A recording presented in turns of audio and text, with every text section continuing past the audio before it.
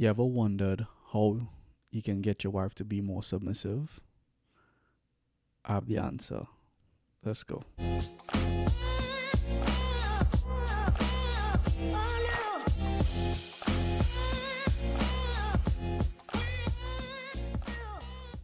Hey, what's up, everybody? It's your boy Ryan Inspires, aka the little engineer that could, and welcome back to the YouTube channel. If you haven't already, please hit that like button, please hit that subscribe button, and help your boy grow this channel. So, let's get into it. As we mentioned, the topic today is submission, right? And if you click this video looking for a quick hack on how you can get your wife to just submit to you, you click the right video, but the message might not be what you were expecting. Gotcha. Gotcha. So, here's what we're going to do. We're going to first define submission so everybody's on the same page, right? Now, when we say submission, we're talking about willingly honoring and affirming the leadership position of someone, right? So, where this comes from, in Ephesians 5:22 in the Bible, it talks about wives submit to your husbands, and this is a verse that loves to be used when people might want to be manipulative, right? That's not what we're doing today, fellas. It's actually going to blow back on us, because if we look further down in Ephesians 5 to verses 25 to 28, I believe, it gives us instructions on how we should be moving if we want a submissive wife. Now, yes, it says it clear that a wife should be submissive to a husband, but I'm telling you now, women these days, they don't need per se men to take care of them. They're more educated, they are making more, they are, doing their thing, and thank God for that, right? So this is not something that you can just manipulate your way into submission, because no woman is going to sit back and watch you just sink the ship and just be like, oh, well, I'm going to just go along for the ride as the ship sinks. Nah.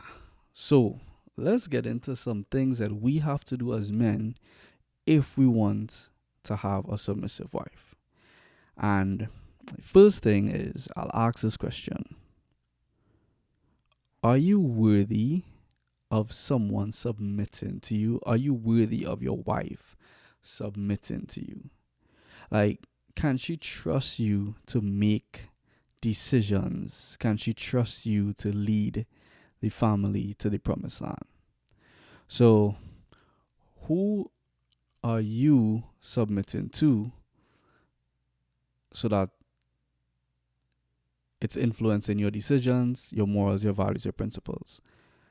So, are you submitting to the will of God so that your morals, principles, values are then being influenced by God?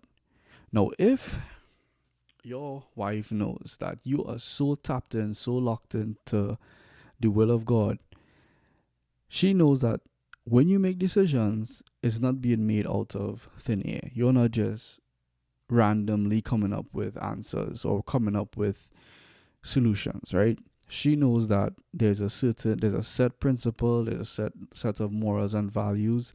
She knows that you're praying about it. She knows that you're seeking wise counsel. So she may be more inclined to trust, one, and two, more inclined to be submissive and give you the love and the support that you need to lead the family. Now, if you're not submitting to the will of God, she might be like, yeah, I don't know if I could trust that decision. I don't even know where you got that from. You know what I mean? So that's why who you submit to, or are you submitting to the will of God, can really help with having a submissive wife. Now, one thing about women, I've realized, they love when you could, just like high school, just like college, they love when you could show your work. So when you make decisions, show your work. Women love to be, well, they are part of the team. Your wife is part of the team. So she would love to know how you arrive to the answer so that she can then go along or feel calmer or feel more comfortable as she go along with that decision. So, for instance, my wife would come to me and she said, I have these two jobs and I'm thinking of which one should I take. And I'm not just saying, take this one. And while that might be the answer, I'm showing my work. I'm like, after a couple of days, yeah, I prayed about it. This is why I think it should go because I feel like this. I'm showing the work. Now she understands why I made the decision. Now she may feel more inclined, more comfortable, and feel more like she could be submissive to me. So that's what I'm saying. Show your work, and who are you? Like, are you submitting to the will of God? And are you so tapped in with God that your decisions could be trusted? If you're doing things out there that are breaking the trust, don't expect to have a submissive wife. Because women, at the end of the day, they want to feel safe. They want to know that they can trust you to make decisions, not just for yourself, but for the family. So that's the first piece, right? The first piece is be submissive to God, and your wife will be submissive to you. What type of leader are you? Are you the type of leader that will have people be comfortable following you? So that's the first thing, your leadership. The second thing it says, love. It in Ephesians 5, it says that love your wife like Christ loved the church. No. What does that mean? Christ was a sacrificial type of leadership. It was a servant leadership. So he's calling us to be servant leaders, especially when it comes to our wives. Now, that unconditional love means that comes with the servant leadership. It means that we are able to put the needs of our wives above our needs. It's an unselfish type of love that kind of builds this dynamic, right? So you want a submissive wife. If you're putting the needs of your wife above yours, and this is really, take this point in an ideal relationship, if we are both putting each other's needs above one another. So if I'm putting my wife's needs above mine, my wife is putting my needs above hers, then ideally everyone needs in the relationship are being met. It's just being met by the other person. I'm not selfishly trying to meet my needs, and she's not selfishly trying to meet her needs. So love her like Christ loved the church. So that unconditional love will really help to cultivate an environment where your wife will feel safe enough to be submissive.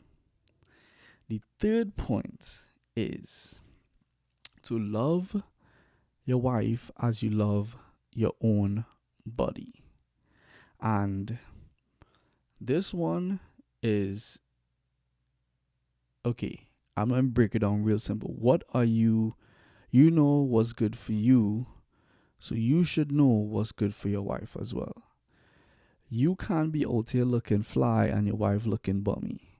You can't be out here continuous learning and you not pouring into your wife. You can't be out here getting healthy and your wife just getting out of hand, out of shape, and you not even pouring in, trying to cultivate an environment for her to continuously learn or gain her fitness.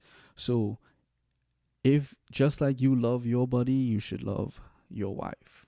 And that will cultivate an environment for your wife to be submissive, because now you're doing things to better her. Now you're doing things and she knows that the things that you're suggesting or the things that you're encouraging her to do is not just random acts that you're coming up with that you've seen on TikTok, but it's things that you're actually doing because you have her best interest at heart.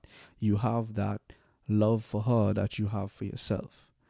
You know, when other people see your wife, they should see you. It's an extension of you. So there isn't a hack, there isn't a way righteously to have a submissive wife. There isn't a manipulative way, a 5-step hack that you can do to have a submissive wife. It's the things that we do that we just heard about and what's read in Ephesians 5.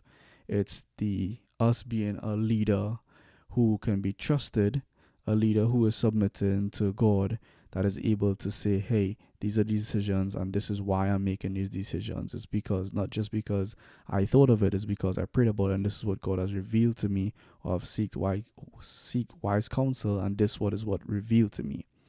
Second is being able to be a servant leader and put your needs to the side and put her needs ahead of yours. Now you're doing that, she can see that, okay, he is putting his best foot forward for me. I need to do the same and also put his needs above. Now your wife is being submissive to you, technically, because you are being submissive to your wife as well.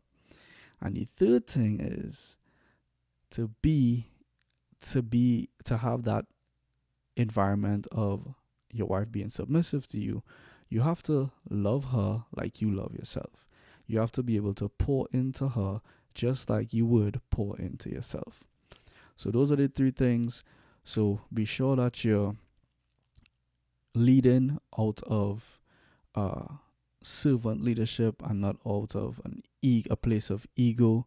Make sure you're not trying to manipulate your way into or forcing your way to be a dictator type of leader, and ensure that you're cultivating the environment where your wife could feel safe, your wife can trust you, and that is when you will find that your wife is able to be submissive to you.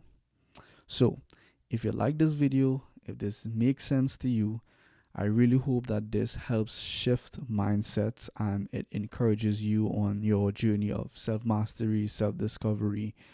But as your mindset engineer, I really hope that it helps shift your mindset. It's your boy, Ran Inspires, aka the little engineer that could, and I'll see you all in the next video.